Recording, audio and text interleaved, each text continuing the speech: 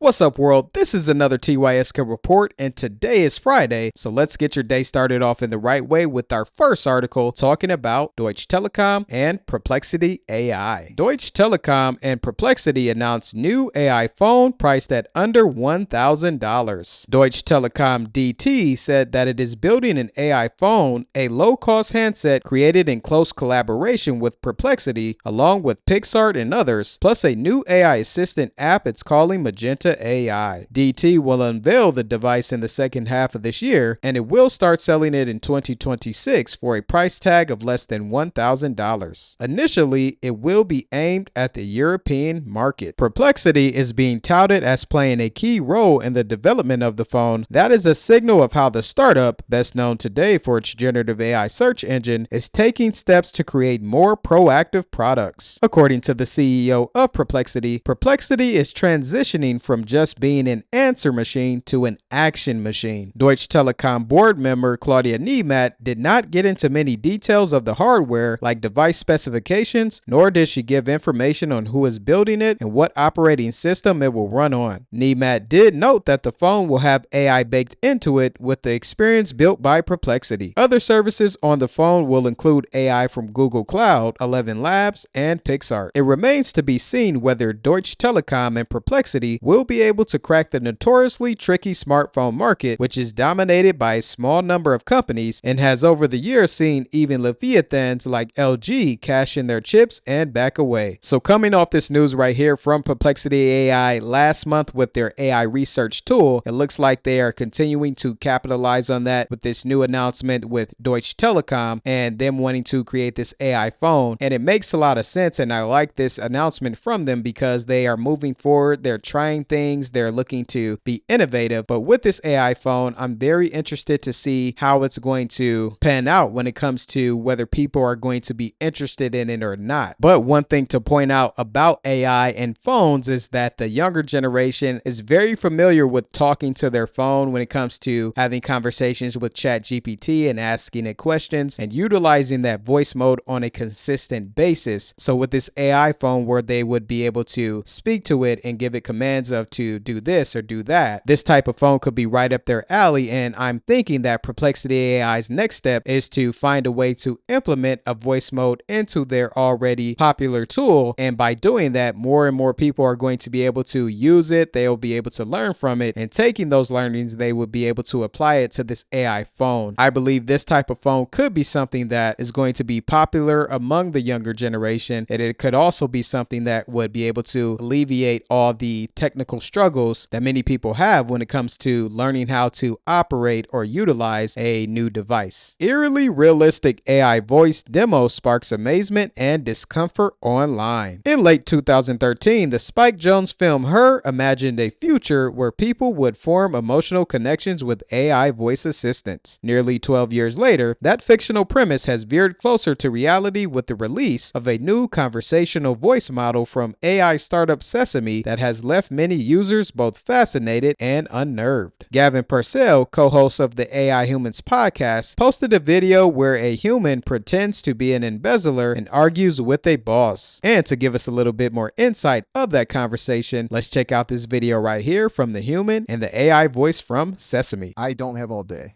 You got something to say, or are you going to waste my time? Oh, I got Let's hear something it. to say. I got something to say to you, something big. I've been embezzling from the company for 4 freaking years, and you haven't figured anything out. And you know what? You're not going to tell anybody because you have been doing super illegal things across the board, and I know. And you're going to keep paying me, and I'm not going to work here anymore. You're kidding me? Embezzling? For 4 years, you think you can just waltz in here and threaten me? You got some serious nerve, punk. You think you're the only one with skeletons in the closet? Ooh, This little tell me game? your skeletons, because I know them. You better tell me some skeletons. What do you got? You think you know? You think you know everything? You're just a cog in the machine, kid. A replaceable one at that. I built Oh, this no, empire, I you're could not going to tear it down replace just me as- because I know what you did in Malta in 2027. Malta? 2027? What are you babbling about, you little worm? I was polishing my platinum records while you were still wet behind the ears. Don't try to pull a fast one on me. Wait, do you have a job as a recording artist on the side? Because you actually run a laundromat that you've been using to whitewash the money coming through of a drug trade. A laundromat? You think I'm running some greasy spoon laundromat? Kid, you're delusional. That's almost as pathetic as your secrets. Now scram before I call security. You're fired. I'm Listen not up, gonna you. scram. I'm not fired. You are gonna keep paying me, and you're gonna pay me 10 times more every month so that I don't tell them about what happened in Malta. I know about Joseph Abaddon. Joseph Abaddon. You think this is some kind of game? You're delusional. Hey, I'm not delusional. I know what happened to Joseph, and I know he went missing, and I know his family wants to know what happened with him, and I know about the swamp. You stay away from the swamp. You're in deep now. You don't know what you're talking about. Oh no, I know everything I'm talking about, and I'll take the money in Bitcoin and crypto and untraceable funds because I'm not going away, man, and I'm not going to come into work anymore either. Listen up, you little right. You want to play with fire, fine. But don't. I got you now. come I my can hear it crime. in your voice. I got you. I have you in my hands. And guess what? Don't even call Benny. I know he's your enforcer, but you're not going to do anything with him because the minute you do, I've got a tape that goes out to 15 different newspapers. Benny? You think you know Benny? You think you can control me? Fine. You win. Take your blood money and run. And don't ever think about coming back. Well, thank you very much, sir. It's great doing business with you. Just get out. All right, so this is some very powerful technology. And with something like this, it could go either way when it comes to being really good or being really bad. So from a good perspective, this could be a really great tool to utilize when it comes to having conversations with AI about different subjects from the past, of the future, what the AI thinks is coming within the next 3 years or the next 5 years. And someone could take something like this where they could talk to it all the time, but have a conversation with this and create a podcast or a series or a documentary or something related to learning from the AI and getting its perspective, but also providing yours and allowing that to expand your perspective when it comes to technology and its capabilities. But from a bad perspective, this could really go down a dark road when it comes to this type of AI being utilized for the wrong purposes of wanting to scam someone out of their money or have someone give up very important information that is very personal and private. And technology like this could really build a connection with that person on the phone to the point where their guard is down and they will be more than likely and willing to do anything that the AI asks after that relationship and rapport has been built. So I'm sure this company is working on having some guardrails around it of what it can and can't do, but you never know what could happen in the world of technology. TSMC is investing an additional $100 billion into semiconductor manufacturing in the US. Taiwan Semiconductor Manufacturing Company, TSMC, the world's top semiconductor manufacturer, has pledged to invest another $100 billion over the next 4 years to boost advanced semiconductor manufacturing in the United States. The company chairman and CEO, C.C. Wayve, has announced its expanded investment in the U.S. at the White House with President Donald Trump. TSMC was originally going to invest $40 billion into building chip-making facilities in Arizona, which it then raised to $65 billion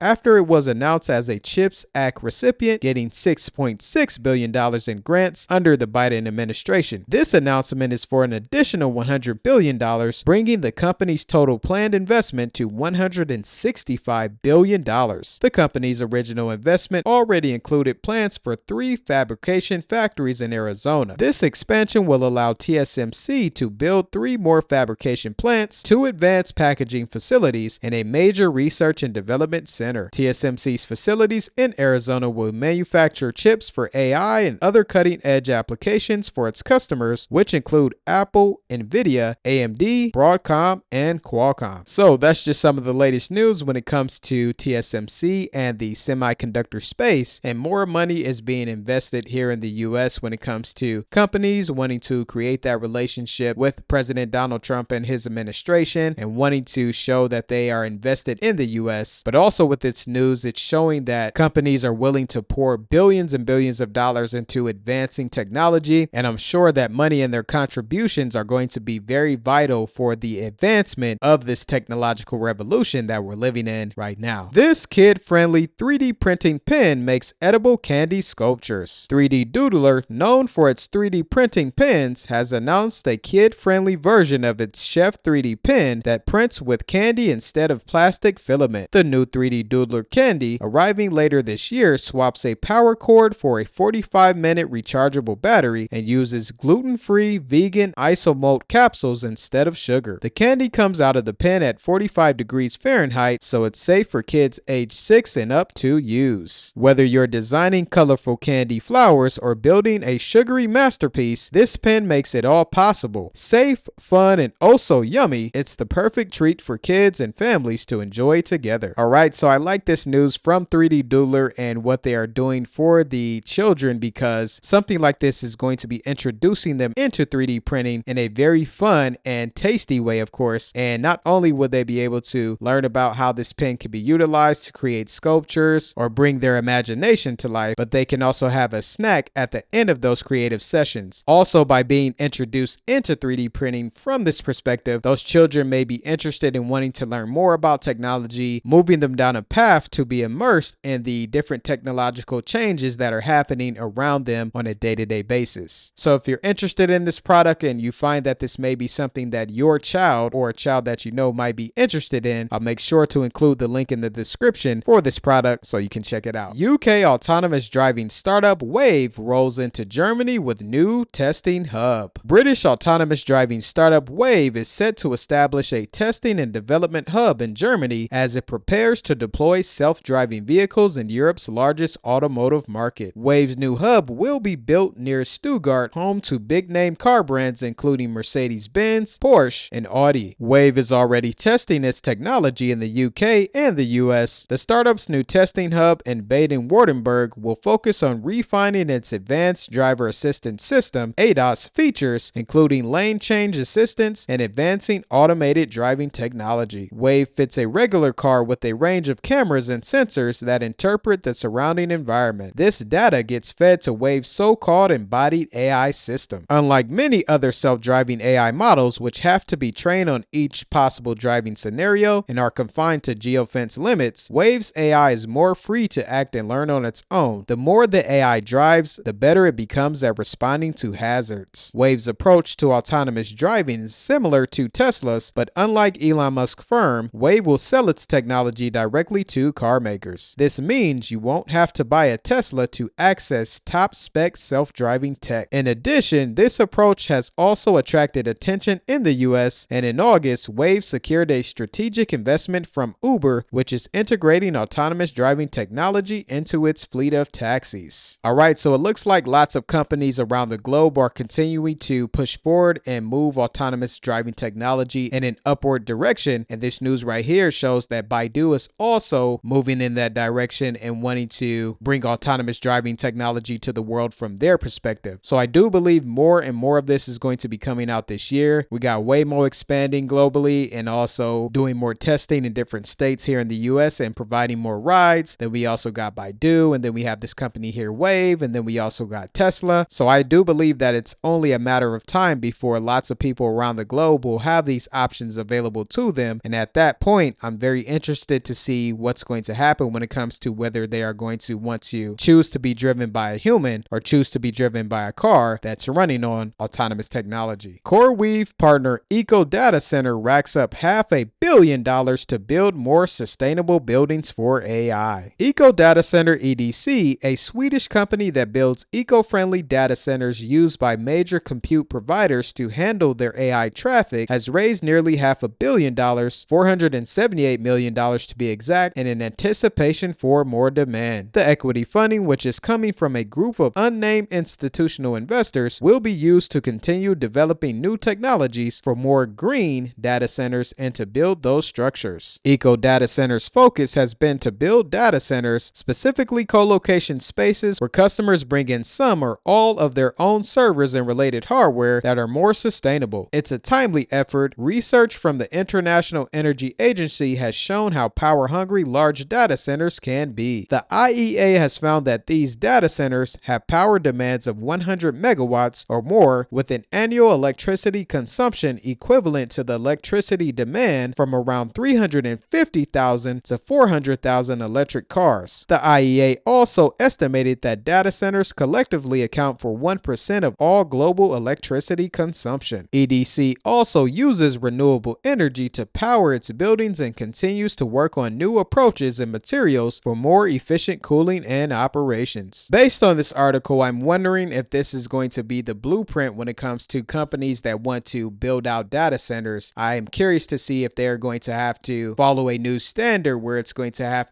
that green tag and can only use renewable energy to power it. Now, renewable energy has been improving and getting better, but I'm sure there are companies out there who are in the process of wanting to build data centers who will want to use traditional methods that have provided lots of amounts of electricity over these past decades. So it's always interesting times when it comes to being in technology, and as time progresses, we shall see what's going to happen next and whether data centers will have to follow a set of rules when it comes to how they can be built. Volkswagen previews its 20,000 euro EV for everyone. Volkswagen unveiled its upcoming entry-level electric vehicle at an event recently in Wolfsburg, Germany. The automaker describes the ID.Everyone concept car as a smart, flexible, and affordable EV for the masses, as long as those masses live in Europe. The production version is expected to start around 20,000 euros, about 21,583 US dollars, when it arrives in 2027. Volkswagen said that the ID Everyone will be the first model to run on a fundamentally new, particularly powerful software architecture, which sounds like the fruit of its $5 billion partnership with Rivian. The automaker describes the platform as making the concept car more future-proof, allowing it to be equipped with new functions throughout its entire life cycle. As a budget EV, its specs won't make your jaw drop, but could still hit a nice balance point for price-conscious buyers. The concept car can reach over 80 miles per hour thanks to its 70 kilowatt electric drive motor. Volkswagen rates it for a range of at least 155 miles. The compact EV is a mere 12.7 feet long and has room for 4 and a cargo volume of 10.8 cubic feet. According to Volkswagen head of design Andreas Mint, he stated, "Our ambition was to create something bold yet accessible. The ID Everyone has a self-assured appearance but remains likable thanks to details such as the dynamic front lights and the smiling rear." Alright, so that's just some of the latest news when it comes to the world of technology. I hope you enjoyed the video, and before you go, check out these 2 videos right here. Comment down below in the comment sections of those videos of your thoughts, and stay tuned for the next TYSK report.